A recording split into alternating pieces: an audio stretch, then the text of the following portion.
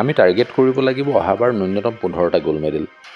তাৰ কাৰণে প্লেয়াৰ পুলটো আমি আপুনি সঠিক কৈছে আমি এতিয়াৰ পৰাই ঠিক কৰিব লাগিব আৰু তেওঁলোকক আমি কি ধৰণে প্ৰশিক্ষণ দিম যে নেশ্যনেল গেমছৰ গ'ল্ড মেডেলটো পোৱাৰ কাৰণে গতিকে এইখিনি ক্ষেত্ৰত আমি এইবাৰ খেলুৱৈসকলৰ সৈতে প্ৰত্যক্ষই আমি আলোচনাত মিলিত হ'ম তেওঁলোকৰ প্ৰশিক্ষকসকলৰ সৈতে মই দেখা পাইছোঁ ব্যক্তি বিশেষে বহুতে সমালোচনা কৰিছে যে 40-50 জনকৈ ক্ৰীড়া সংগঠক গৈছে আচলতে মই ভাবোঁ আমাৰ মানুহ 40-50 জন কিয় মই ভাবোঁ 400-500 যাব লাগে অসমৰ পৰা মানুহ গৈ প্লেয়াৰসকলক শ্বেয়াৰ আপ কৰিব লাগে আমি এতিয়া নিজে এছিয়ান গেমছত যাওঁ লগত লৈও যাওঁ হিমা দাসৰ কেতিয়াবা অভিজ্ঞতা যদি আপোনালোকে চাই সেই সময়ত আমি অসমৰ 50গৰাকীমান আছিলোঁ ঢিঙৰ পৰাই গৈছে 6-7 গৰাকী আমি কাৰ লগত হাৰিছোঁ ফাইট কাৰ লগত কৰিছোঁ আইডাৰ কমনৱেলথ গেমছ মেডেলিষ্ট নহ'লে এছিয়ান গেমছ মেডেলিষ্ট আৰু নহ'লে আন্তঃৰাষ্ট্ৰীয় পৰ্যায়ত যি বা টপ ৰেংকিঙৰ প্লেয়াৰৰ লগতহে আমাৰ প্লেয়াৰে চিলভাৰ মেডেল পাইছে গতিকে সেই দৃষ্টিৰে এই চিলভাৰ মেডেলকেইটাও আমি কোনো গুণে গ'ল্ডতকৈ কম হিচাপে গণ্য কৰিব নালাগে আৰু মই যিমান দূৰ জানো তেওঁলোকৰ সভাপতিজন এজন বিধায়ক তেওঁলোকে এটা এডভাইচ কুৱেশ্যন আনিছে এছেম্বলিত পবিত্ৰ সদনত এই বিষয়টো লৈ মই অনুৰোধ জনাম যিহেতু কালাৰীপাতটো অসম অলিম্পিক সন্থাৰ সদস্য নহয় সদস্যভুক্ত ইভেণ্টো নহয় ভাৰতীয় অলিম্পিক সন্থাৰো নহয় গোটেই বিষয়খিনি তেওঁলোকে ভালকৈ জানি বুজি লৈ এই বিষয়টোত আগবঢ়াটো ভাল আজি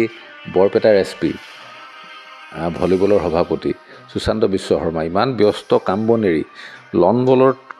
গৈ তেওঁ যি ধৰণে শ্বেয়াৰ আপ কৰিছে তেওঁ নেট বলত গৈ শ্বেয়াৰ আপ কৰিছে গতিকে এইবোৰ উদাহৰণ হ'ব লাগে নহয় জানো তেওঁতো নিজৰ গাঁঠিৰ ধন ভাঙি গৈছে তালৈকে তেনেকৈ আৰু বহুত ক্ৰীড়া সংগঠক গৈছে এনেকুৱা নহয় দেই অলিম্পিকে আমি খৰচা দিছোঁ বা চৰকাৰে দিছে এইবাৰ ষ্টেট গেমছটোৱে পতাৰ এটা পূৰ্ণ পৰিকল্পনা কৰি আছোঁ এই বিষয়ত কেইবাটালানিও ইতিমধ্যে আলোচনা আমাৰ হৈ গৈছে গতিকে আমি অক্টোবৰ নৱেম্বৰত পতাৰ এটা অনানুষ্ঠানিক সিদ্ধান্ত গ্ৰহণ কৰিছোঁ নমস্কাৰ গুগল স্পৰ্টছ শ্ৰেণীৰ প্ৰতিক্ৰিয় দৰ্শকক স্বাগতম জনাই আৰম্ভ কৰিছোঁ আজিৰ বিশেষ অনুষ্ঠান আজি মোৰ লগত উপস্থিত আছে অসম অলিম্পিক সন্থাৰ সন্মানীয় সম্পাদক লক্ষ্য কোঁৱৰ ডাঙৰীয়া আমি অসমৰ ক্ৰীড়া ক্ষেত্ৰৰ শেহতীয়া কেইবাটাও কথা তেখেতৰ লগত আলোচনা কৰিম প্ৰথমতে আপোনাক স্বাগতম জনাইছোঁ আৰু যিহেতু কালিৰ দিনটোত বা পৰহিৰ দিনটোত অসমলৈ আহিছিল ভাৰতীয় অলিম্পিক সন্থাৰ সন্মানীয় সভাপতি লগতে কিংবদন্তি এথলীট PT ঊষা ডাঙৰীয়ানী আৰু আপোনালোকে অসম অলিম্পিক তৰফৰ পৰা তেখেতক উষ্ম আদৰণি জনালে গতিকে তেখেতৰ ভ্ৰমণৰ সন্দৰ্ভত অলপ জানিব বিচাৰিছোঁ নাই আপোনাৰ 2 আৰু 3 তাৰিখে দুদিনীয়া ভ্ৰমণসূচীৰে queen of Indian track and field PT Usha তেখেত ডিব্ৰুগড়লৈ আহিছিল অসম অলিম্পিক সন্থাৰ সন্মানীয় সভাপতি তথা কেন্দ্ৰীয় মন্ত্ৰী সৰ্বানন্দ সোণোৱাল ডাঙৰীয়াৰ বিশেষ উদ্যোগ লৈছিল এই ক্ষেত্ৰত আৰু তেওঁৰ দুটা মূল কাৰ্যসূচী আছিল যে ডিব্ৰুগড় জিলা ক্ৰীড়া সন্থাৰ 2 তাৰিখে সন্ধিয়া তাত এটা তেখেতে আমাৰ অসম অলিম্পিক সন্থাৰ অন্তৰ্গত সকলো ক্ৰীড়া যে ইভেণ্ট আছে স্পৰ্টছ ইভেণ্টৰ খেলুৱৈসকলৰ দ্বাৰা এটা মাৰ্চপাষ্টৰ অভিনয় তেওঁ অভিবাদন গ্ৰহণ কৰে আৰু তাতে আমি অসম অলিম্পিক সন্থাৰ ডিব্ৰুগড় জিলা ক্ৰীড়া সন্থাই তেখেতক অভিনন্দন জনাওঁ আমি সম্বৰ্ধনা জনাওঁ ইয়াৰ পাছতেই ডিব্ৰুগড় জিলা ক্ৰীড়া সন্থাৰ কেম্পাছতেই অসম অলিম্পিক সন্থাৰ সন্মানীয় সভাপতি সৰ্বানন্দ সোণোৱাল ডাঙৰীয়াৰ এটা কেম্প অফিচ অসম অলিম্পিক সন্থাৰ কেম্প অফিচ এটা PT ঊষা ডাঙৰীয়ানে উদ্বোধন কৰে আৰু 3 তাৰিখে পুৱা অসমৰ ঐতিহ্যমণ্ডিত শিক্ষানুষ্ঠান ডিব্ৰুগড় বিশ্ববিদ্যালয়ৰ 56 সংখ্যক বিশ্ববিদ্যালয় সপ্তাহ সমন্বিতি তেওঁ উদ্বোধন কৰে তাতে গেষ্ট অপনাৰ হিচাপে উপস্থিত থকাৰ লগতে তাৰ যি এক নান্দনিক কুচকাৱাজ তাৰ অভিবাদন গ্ৰহণ কৰে আৰু সেই কুচকাৱাজটো ইনস্পেকশ্যন কৰে তাৰপাছত তেওঁ দিল্লীলৈ উৰা মাৰে তেখেতৰ যি ডিব্ৰুগড়ৰ দুদিনীয়া ভ্ৰমণসূচী এই ভ্ৰমণে এই অঞ্চলটোৰ আমাৰ উঠি অহা ক্ৰীড়াবিদসকলক যথেষ্ট উৎসাহিত কৰিব কিয়নো তাত যথেষ্ট সংখ্যক আমাৰ উঠি অহা খেলুৱৈ লগত তেওঁ বাৰ্তালাপ কৰে তেওঁলোকক উৎসাহিত কৰে আৰু নিজৰ তেখেতৰ জীৱনৰ যি অভিজ্ঞতা যে যি কণ্টকময় পৰিস্থিতিৰ যোগেদি তেওঁ এটা পথেৰে অতিক্ৰম কৰি তেওঁ আন্তঃৰাষ্ট্ৰীয় পৰ্যায়ত তেওঁ জিলিকি উঠিছিল কাৰণ 16 বছৰ বয়সলৈকে PT ঊষাই চিন্থেটিক ট্ৰেকেই দেখা নাছিল কাৰণ তেতিয়া ভাৰতত এটাও চিন্থেটিক ট্ৰেক নাছিল তেওঁ প্ৰথম ৱৰ্ল্ড জুনিয়ৰ খেলিবলৈ যাওঁতে মস্কোত 2016ত তেওঁ চিন্থেটিক ট্ৰেক দেখা পাইছিল আৰু তাৰ পাছতহে তেওঁ স্পাইকৰো সংস্পৰ্শলৈ আহিছিল গতিকে সেইটো এটা কিমান এটা সেই সময়ত কঠিন পৰিস্থিতি আছিল এগৰাকী এথলীটৰ কাৰণে তাৰ পৰিৱৰ্তে বৰ্তমান সময়ত আমাৰ খেলুৱৈসকলে যি ধৰণে এক অনুকূল পৰিস্থিতিত লাভ কৰিবলৈ সক্ষম হৈছে গতিকে এতিয়া পৰিস্থিতি যথেষ্ট সুচল গতিকে তেওঁ খেলুৱৈসকলক উৎসাহিত কৰি কয় যে খেলুৱৈসকলে নিজস্ব স্পৰ্ধাত যদি তেওঁলোকে এটা ভাল অধ্যৱসায়ৰ যোগে ধাৰাবাহিকভাৱে লাগি থাকে তেতিয়াহ'লে সফলতা আহিবই বাকী অসম অলিম্পিক সন্থাৰ লগতে ডিব্ৰুগড় জিলা ক্ৰীড়া সন্থাৰ লগত কেনেকুৱা ধৰণৰ আলোচনাত মিলিত হ'ল তেখেত কিবা ধৰি লওক নতুন পৰিকল্পনাৰ কথা ক'লে নেকি অসমক লৈ পেলাই অসমক লৈ সামগ্ৰিকভাৱে অসমক পৰিকল্পনাৰ কথা এনেকুৱা ধৰণৰ আহিল যে যিহেতু ৰাষ্ট্ৰীয় গেমছ অনুষ্ঠিত হ'ব 2027 মেঘালয়ত গতিকে সেই দিশত তেওঁ অসম অলিম্পিক সন্থাৰ বিশেষ এক সহযোগিতা কামনা কৰিছে ভাৰতীয় অলিম্পিক সন্থাৰ সভাপতি হিচাপে আৰু তেখেতে যিহেতু এগৰাকী ক্ৰীড়াবিদ এগৰাকী এথলীট তেওঁ ইয়াৰ পূৰ্বতে ভাৰতীয় অলিম্পিক সন্থাৰ সভাপতি হোৱাৰ পূৰ্বে কোনো ক্ৰীড়া সংগঠনৰ লগত প্ৰত্যক্ষভাৱে জড়িত নাছিল সেই অভিজ্ঞতাৰে তেওঁ এটা কথা কৈছে যে তেওঁ বৰ্তমান অভিজ্ঞতা বুটলিছে আৰু জিলা ক্ৰীড়া সংস্থা ৰাজ্যিক অলিম্পিক সংস্থাসমূহ যে ইমান সক্ৰিয় সেই কথা তেওঁ অনুভৱ কৰিছে আৰু পৰিৱৰ্তিত পৰিস্থিতিত যিহেতু ভাৰতীয় অলিম্পিক সন্থাৰ এখন নতুন সংবিধানত যি ধৰণে এই বিষয়বোৰ স্পষ্টকৈ উল্লেখ নাই এই বিষয়ত তেওঁ এই গোটেই বিষয়খিনি ভাৰতীয় অলিম্পিক সন্থাৰ মজিয়াত তেওঁ দাঙি ধৰিব বুলি আমাক জনাইছে যেহেতু নেশ্যনেল গেমছ শেষ হ'ল 34টা পদক দখল কৰিলে অসমে গতিকে 3টা গ'ল্ড আছিলে লগতে 15টা চিলভাৰ আৰু 16টা ব্ৰঞ্জ মেডেল পালে গতিকে যিসকল খেলুৱৈয়ে এইবাৰ পদক পালে তেখেতসকলক লৈ কেনেকুৱা ধৰণৰ আপুনি আশা কৰিছে আগন্তুক সময়ত তেখেতসকলক কিদৰে আগুৱাই নিয়াৰ পৰিকল্পনা আছে অসম অলিম্পিক সন্থাৰ এইবাৰ উত্তৰাখণ্ড ৰাষ্ট্ৰীয় গেমছক লৈ অসমৰ পৰা বহুজনে বহু কথা কৈছে আমিও শুনা পাইছোঁ আৰু এটাই কথা ক'ব লাগিব যে ইয়াৰ পূৰ্বতে আমি এইটো হৈছে আমাৰ হোম এৱে আমাৰ ছেকেণ্ড বেষ্ট পাৰফৰ্মেঞ্চ আমি গোৱাত আমি পাইছিলোঁ 56টা মেডেল 34টা ঝাৰখণ্ডত পাইছিলোঁ এবাৰ 34টা পাইছোঁ আৰু ইণ্ডিভিজুৱেল পাৰফৰ্মেঞ্চ আপোনালোকে দেখিছে যথেষ্ট ভাল আমাৰ 15টা আমি চিলভাৰ পাইছোঁ সেই 15টা চিলভাৰৰ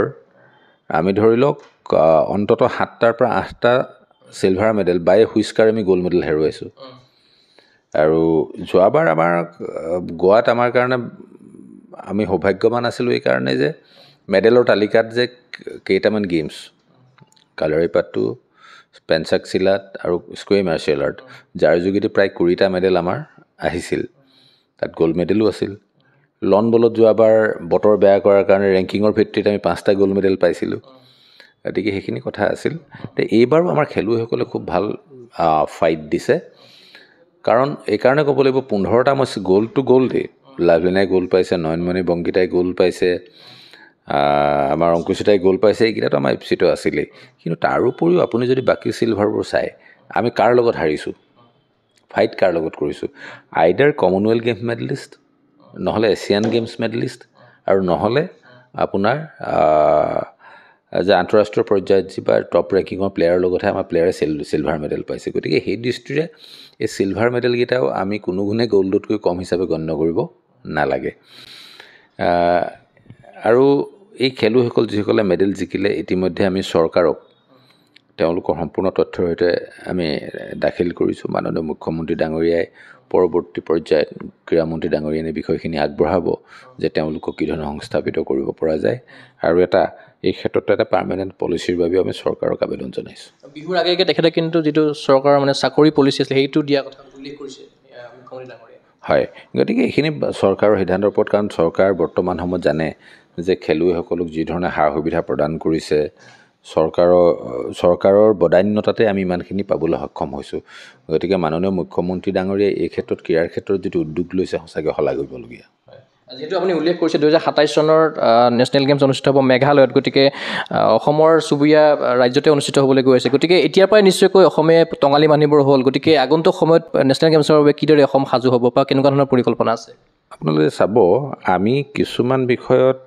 আমি কনফিউজ কৰিব নালাগে আৰু আপুনি খুব সঠিক প্ৰশ্ন সুধিছে যে এগৰাকী প্লেয়াৰে যেতিয়া ৰাষ্ট্ৰীয় পৰ্যায়ত জিলিকি উঠে আন্তঃৰাষ্ট্ৰীয় পৰ্যায়ত তেওঁক লৈ যাবৰ কাৰণে ভাৰত চৰকাৰ আৰু ৰাষ্ট্ৰীয় ফেডাৰেশ্যনসমূহে সম্পূৰ্ণ কামবোৰ কৰে আমাৰ দায়িত্ব হৈছে ৰাজ্যিক পৰ্যায়ৰ পৰা এগৰাকী খেলুৱৈক আমি ৰাষ্ট্ৰীয় পৰ্যায়ত জ্বলাই তোলা আৰু সেই দৃষ্টিৰে আমি এইবাৰ 27ৰ ৰাষ্ট্ৰীয় গেমছলৈকে আমি সাজু হোৱাৰ এক পৰিকল্পনা কৰিছোঁ ইতিমধ্যে চৰকাৰৰ সৈতে অনানুষ্ঠানিক আলোচনাত মিলিত হৈছোঁ আমাৰ ক্ৰীড়া সঞ্চালকালয়ৰ সৈতে যে এইবাৰ আমি 3টা গ'ল্ড মেডেল পালোঁ এইবাৰ আমাৰ 34টা মেডেল আছে তাৰে আমাৰ 25টা ইণ্ডিভিজুৱেল মেডেল এইখিনিৰ পৰা 27লৈকে যিগৰাকী খেলুৱৈ কণ্টিনিউ কৰিব আমি তেওঁলোকৰ সৈতে কথা পাতিম চিলভাৰ বা মেডেলৰ কি ধৰণে গ'ল্ড মেডেল উন্নীত কৰিব পাৰি মই কালি ইতিমধ্যে এটা আলোচনাত মিলিত হৈছোঁ অংকুচিতা বড়োৰ সৈতে যে 27লৈকে কি ধৰণে প্ৰিপেৰেশ্যন আৰম্ভ কৰিব কি তেওঁলোকৰ প্ৰয়োজন আছে কি কথা আমি টাৰ্গেট কৰিব লাগিব অহাবাৰ ন্যূনতম 15টা গ'ল্ড মেডেল তাৰ কাৰণে প্লেয়াৰ পুলটো আমি আপুনি সঠিক কৈছে আমি এতিয়াৰ পৰাই ঠিক কৰিব লাগিব আৰু তেওঁলোকক আমি কি ধৰণে প্ৰশিক্ষণ দিম যে নেশ্যনেল গেমছৰ গ'ল্ড মেডেলটো পোৱাৰ কাৰণে গতিকে এইখিনি ক্ষেত্ৰত আমি এইবাৰ খেলুৱৈসকলৰ সৈতে প্ৰত্যক্ষই আমি আলোচনাত মিলিত হ'ম তেওঁলোকৰ প্ৰশিক্ষকসকলৰ সৈতে তেওঁলোকৰ যিবোৰ ক্ৰীড়া সংস্থাক লগত লৈ আমি খেলুৱৈসকলৰ সৈতে অসম অলিম্পিক সন্থা আৰু ক্ৰীড়া সঞ্চালকালয় আমি দ্বৈতভাৱে অসম চৰকাৰৰ সৈতে তেওঁলোকৰ সৈতে আলোচনাত মিলিত হৈ যিসকল খেলুৱৈ আমাৰ এতিয়ালৈকে চকুত পৰিছে যিসকলে অনাগত সময়ত আমাৰ নেশ্যনেল গেমছত তেওঁলোকে মেডেল অনাৰ পূৰ্ণ সম্ভাৱনা আছে আমি তেওঁলোকক লৈ আলোচনাত মিলিত হ'ম এইটো একেবাৰে আনুষ্ঠানিক আলোচনা নহয় কিন্তু এটা স্পৰ্ধাক লৈ আমি 3গৰাকী খেলুৱৈ হওক 4গৰাকী খেলুৱৈ হওক তাৰে প্ৰথম প্ৰক্ৰিয়াটো আমি অংকুচিতা বড়োৰ যোগেদি কালিৰ পৰা আৰম্ভ কৰিছোঁ 27ত যেতিয়া নেশ্যনেল গেমছ হ'ব তেতিয়া মেঘালয় যিহেতু আমাৰ অসমৰ চুবুৰীয়াই ৰাজ্য হয় গতিকে কিছুমান ভেনু অসমত অনুষ্ঠিত হোৱাৰ কিবা সম্ভাৱনা আছে নেকি যেনেকৈ চাইক্লিঙৰ ক্ষেত্ৰতে হওক বা ছুইমিঙৰ ক্ষেত্ৰতে হওক কিংবা সম্ভাৱনা আছে নেকি তেনেকুৱা ক্ষেত্ৰত অসমৰ খেলুৱৈ ভাল মানে এটা এডভান্টেজ পাব নাই এই গোটেই যিটো আপুনি হাইব্ৰিড মডেলৰ কথা ক'লে এই গোটেই সিদ্ধান্তটো ল'ব ভাৰতীয় অলিম্পিক সংস্থাই যে মেঘালয়ৰ পৰিৱেশ পৰিস্থিতিৰ ওপৰত চাই তেওঁলোকে যদি কয় যে ভাৰতীয় অলিম্পিক সংস্থাক যে আমি এইকেইটা ইভেণ্ট আমি ইনফ্ৰাষ্ট্ৰাকচাৰ আমাৰ ইয়াতে নাই গতিকে এইকেইটা আমাৰ চুবুৰীয়া ৰাজ্যই অসমে অনুষ্ঠিত কৰক তেনেকুৱা পৰ্যায়ত আমি অসম অলিম্পিক সন্থাই অসম চৰকাৰৰ সৈতে আলোচনাৰ ব্যৱস্থা ল'ম কিন্তু ধৰি লওক আমাৰ ঘৰুৱা ফিল্ড হ'লে এডভান্টেজ থাকিব বা আমি মেডেল পাম সেইটো ঠিক নহয় কাৰণ এইকাৰণে নহয় কাৰণ আমাৰ খেলুৱৈসকলেতো বাহিৰতে পাৰফৰ্মেঞ্চ কৰিব লাগিব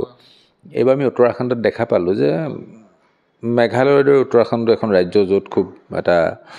কঠিন পৰিস্থিতি কিন্তু তেওঁলোকে খুব সুন্দৰকৈ আয়োজন কৰিলে গতিকে আমি আশাবাদী যে এক্সক্লুচিভলি গোটেই গেমছটো মেঘালয় অনুষ্ঠিত কৰিব তাৰ ভিতৰত ধৰি লওক কিছুমান ৰোড চাইক্লিং আপুনি ঠিকেই ক'লে হয়তো ৰোড চাইক্লিঙৰ কাৰণে মেঘালয় সমীপৱৰ্তী আমাৰ গুৱাহাটী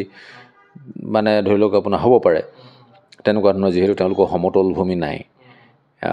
এটা তেওঁলোকৰ চেলেঞ্জ এটা থাকিব এথলেটিক্সত কাৰণ এথলেটিক্সৰ মূল ট্ৰেকটোৰ লগত তেওঁলোকক এটা প্ৰেক্টিছ ট্ৰেকো লাগিব গতিকে এই চেলেঞ্জেছ কিছুমান আছে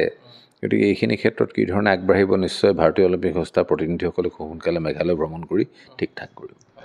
যিহেতু এটা চৰ্চাও চলি আছিল যে অসমত নেশ্যনেল গেমছ অনুষ্ঠিত হোৱাৰ কথা ইতিমধ্যে 2027ত মেঘালয়ত অনুষ্ঠিত হ'ব গতিকে তাৰ পৰৱৰ্তী পৰ্যায়ত অসমত নেশ্যনেল গেমছ অনুষ্ঠিত হোৱাৰ কিবা ধৰণৰ এনেকুৱা সম্ভাৱনা আছে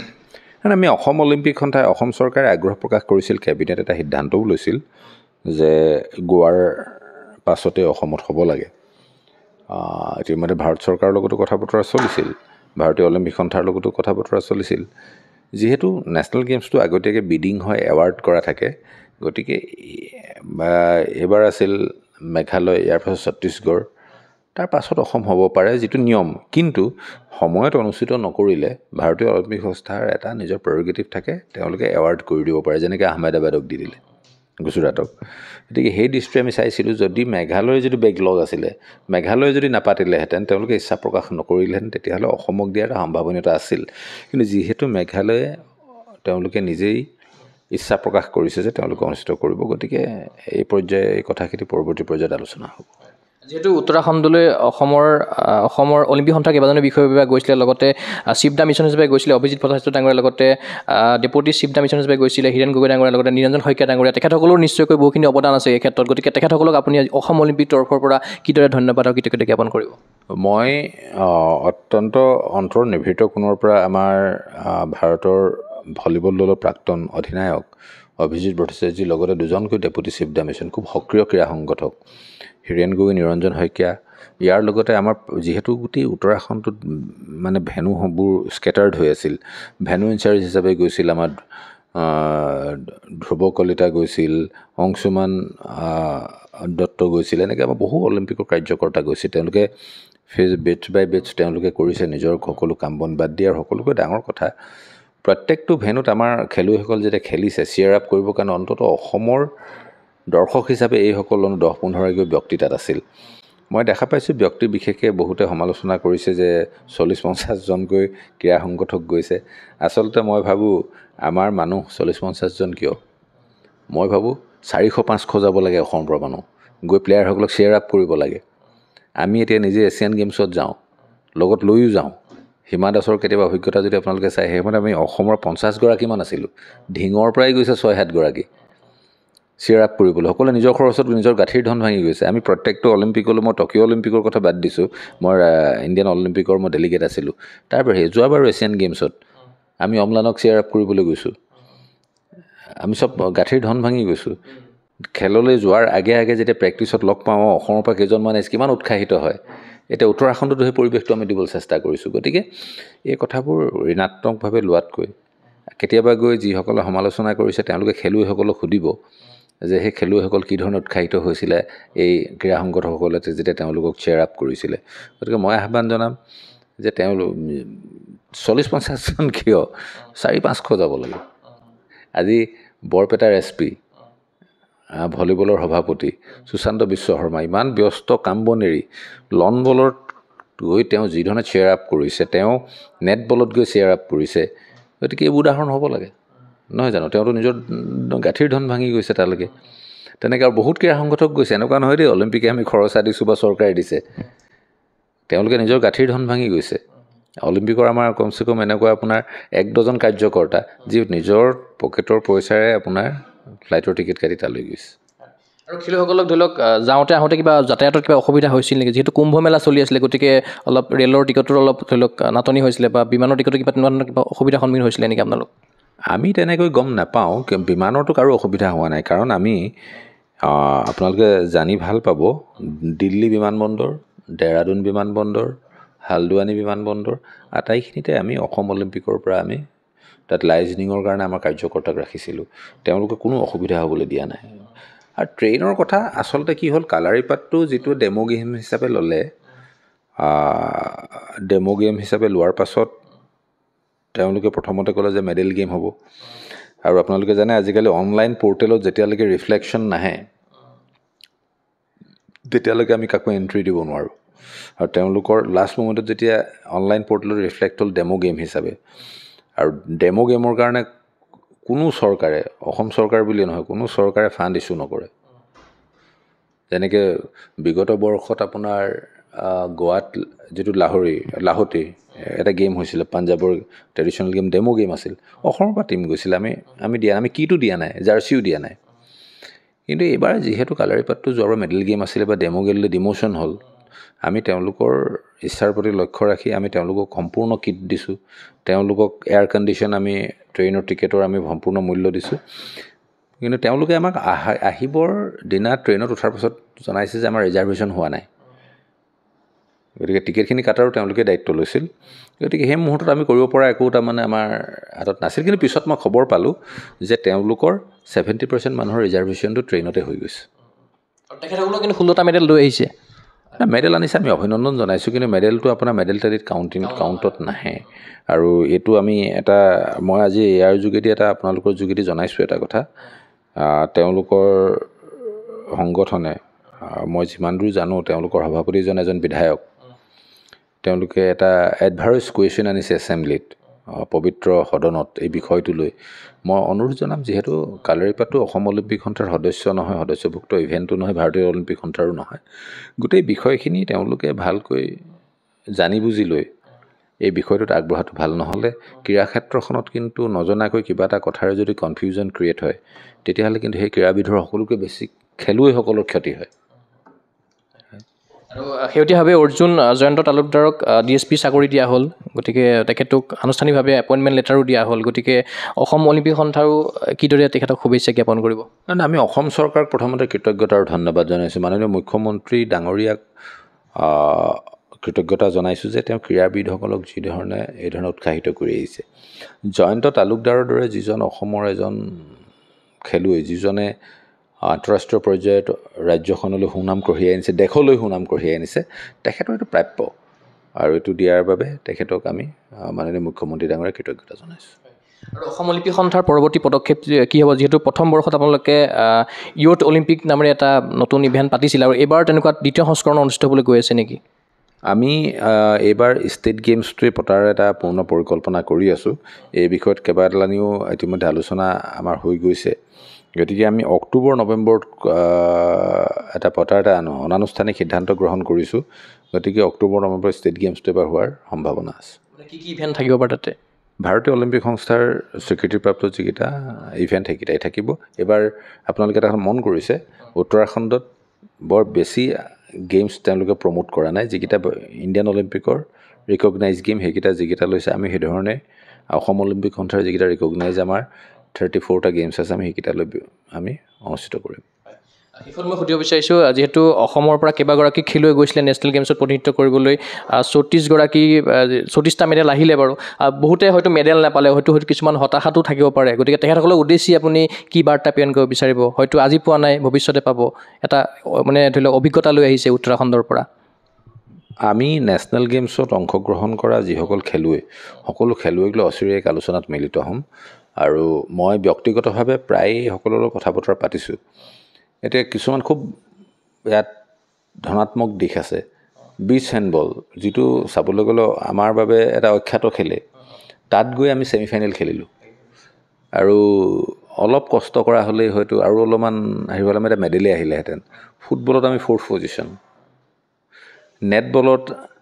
আপোনালোকে যদি চাই, আচলতে নেটবল আমাৰ চিলভাৰ মেডেলেই আছিল। আৰু কিছু খেলুৱৈ আছে, যেনেকৈ লন বলত দুগৰাকী খেলুৱৈ under-25 চিলভাৰ পাইছে। আৰু অলপমান তেওঁলোকক যদি আমি গ্ৰুমিং কৰোঁ, তেওঁলোকৰ গ'ল্ড মেডেলে কনভাৰ্ট হ'ব। এই বিষয়বোৰ আছে। গতিকে যিসকলে মেডেল নাপালে আমি তেওঁলোকৰ লগতো কথা পাতিম। এই ধৰণে কি ধৰণে মই যিটো কথা আপোনাক অলপ আগত ক'লোঁ যে আমি কিছু খেলুৱৈ আমি চিনাক্ত কৰিছোঁ। গতিকে এওঁলোকক লৈ আমি সেই ধৰণে এটা পৰিকল্পনালৈ আগবাঢ়িম। আৰু প্ৰশিক্ষণৰ কথা যদি কোৱা যায়, প্ৰশিক্ষণটো বোলো আগতীয়াকৈ দিব পাৰি নেকি? এনেকুৱা কিবা ধৰি লওক নেশ্যনেল গেমছৰ আগত এবাৰ যিহেতু অলপ কম দিনৰ ভিতৰত প্ৰশিক্ষণটো কৰা গ'ল, মানে কোচিং যিটো ফ্ৰণ্ট ৰেংকিং আছিলে। এই গোটেই বিষয়টো নিৰ্ভৰ কৰিব ৰাজ্যিক ক্ৰীড়া সন্থাসমূহৰ ওপৰত।